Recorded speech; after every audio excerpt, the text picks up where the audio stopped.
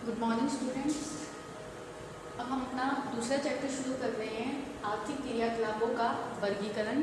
इससे पहले वाले चैप्टर में हमने आर्थिक क्रियाकलाप क्या होते हैं, उनकी शाखाएं कौन कौन सी हैं, उनके अध्ययन करने की विधि कौन कौन सी है और उनका महत्व क्या क्या है, ये सारी चीज़ें हमने पढ़ी थी। अब हम देखेंगे कि भी आर्थिक क्रियाएँ होती कौन कौन सी हैं। आर्थिक क्रियाएं मानव के क्रियाकलाप जिनसे आय प्राप्त होती है उनको हम आर्थिक क्रियाकलाप कहते हैं। और मनुष्य के भौतिक और सामाजिक वातावरण की परिस्थितियों के अनुसार जो हमारे आर्थिक क्रियाकलाप हैं वो अलग अलग होते हैं। तो इसी संदर्भ में हमने आर्थिक क्रियाकलापों को 4 कैटेगरी में डिवाइड किया है। पहला है प्राथमिक क्रियाकलाप, दूसरा द्वितीयक क्रियाकलाप, तीसरा तृतीयक क्रियाकलाप, चौथा चतुर्थक और लास्ट है पंचम क्रियाकलाप। अब प्राथमिक क्रियाकलाप पे आते हैं। प्राथमिक क्रियाकलाप वो क्रियाकलाप है जहाँ पर मनुष्य संसाधनों का उपयोग सीधे प्राकृतिक वातावरण से करता है। जो भी चीज़ें हमें प्रकृति से सीधे मिलती हैं हम उनको प्राथमिक क्रियाकलापों के अंतर्गत सम्मिलित करते हैं। इसमें हमारा कृषि करना आ जाता है, पशुपालन आ जाता है, मत्स्य पालन आ जाता है, या हम जंगल से लकड़ियाँ इकट्ठा कर रहे हैं वो आ जाता है, या हम खाने खोदकर खनिज पदार्थ निकाल रहे हैं वो आ जाता है। मतलब ये सारी की सारी चीज़ें हमें पृथ्वी से मिल रही है, ज़मीन खोद कर मिल रही है, या पृथ्वी के ऊपरी भाग से मिल रही है। तो इसमें सबसे पहले हम जो डिस्कस करेंगे वो है संग्रहण या गैदरिंग। तो वनों से विभिन्न प्रकार के भोज्य तथा अभोज्य पदार्थों को एकत्रित करना संग्रहण कहलाता है। तो इसमें हम क्या कर रहे हैं कि भाई हम जंगलों में जाते हैं और जो भी चीज़ें हमें अपने यूज़ की लगती हैं, चाहे वो भोज्य पदार्थ है चाहे वो अभोज्य पदार्थ है, जैसे लकड़ियाँ हैं वो हमें आग जलाने के काम आती हैं या कोई फर्नीचर बनाने के काम आती है, लेकिन वो भोज्य पदार्थों में सम्मिलित नहीं होती। तो कोई भी चीज़ जो भोज्य या अभोज्य हो उनको जब हम वनों से एकत्रित करते हैं तो उसको हम संग्रहण कहते हैं। यहाँ पे संग्रहण जो है वो 2 प्रकार का होता है, हमारा जीवन निर्वाह के लिए संग्रहण और व्यापार के लिए संग्रहण। जीवन निर्वाह में जब हम अपनी जीवन की मूलभूत आवश्यकताएं जैसे रोटी, कपड़ा, मकान इनको पूरा करने के लिए संग्रहण करते हैं तो वो हमारा जीवन निर्वाह संग्रहण के अंतर्गत आता है।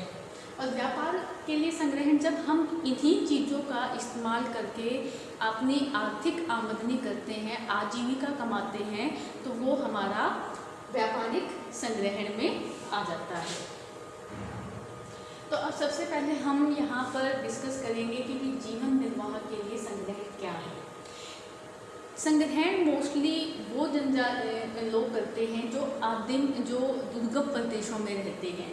तो विश्व में जो आदिम जनजातियाँ हैं हमारी, जो दुर्गम प्रदेश हमारे कौन से होंगे, जैसे जंगल हो गए, पहाड़ी इलाके हो गए या बर्फीले इलाके हो गए, जहाँ पर जनसाधारण आसानी से नहीं पहुँच पाता, वहाँ पर ये लोग अपने भोजन के लिए कोई उत्पादन नहीं करते, ना वे खेती करते हैं, ना ये लोग कोई उद्योग धंधा स्थापित करते हैं, ना ये मछली पालन करते हैं। तो ये लोग क्या करते हैं कि उन प्राकृतिक संसाधनों का सीधा दोहन करते हैं और अपनी अलग अलग आवश्यकताएं जैसे भोजन, आवास और वस्त्र इनको पूरा करते हैं।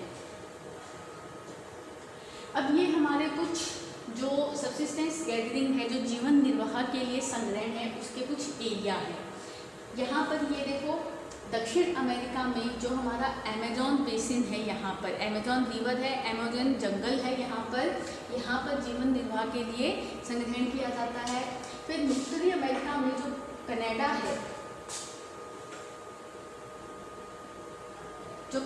है, उसका जो उत्तरी भाग है, ये सारा का सारा बर्फीला इलाका है, यहाँ पर संग्रहण किया जाता है।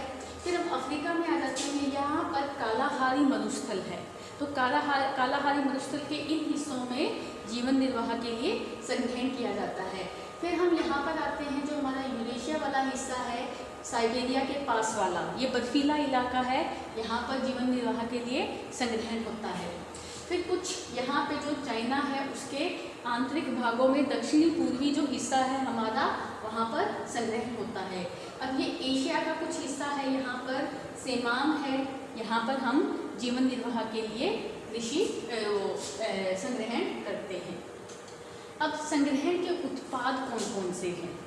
तो सबसे पहले यहाँ पर मेन चीज़ क्या आती है कि भी हम अपनी जान बचाने के लिए संग्रहण करते हैं, ना कि हम कोई आमदनी या पैसा इकट्ठा करने के लिए। तो यहाँ पर हमारा पेट भरना और हमारी जान बच जाए वही काफ़ी होता है। तो इसके लिए हमारी जो मूलभूत आवश्यकताएं हैं, सबसे पहले आ गया भोजन। भोजन के लिए क्या क्या इकट्ठा करते हैं?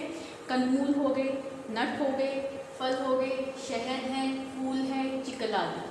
वस्तुओं के लिए पेड़ों की छाल, पत्ते, घास फूस व कुछ पेड़ों के जो रेशे होते हैं वो वस्त्र बनाने के काम आते हैं।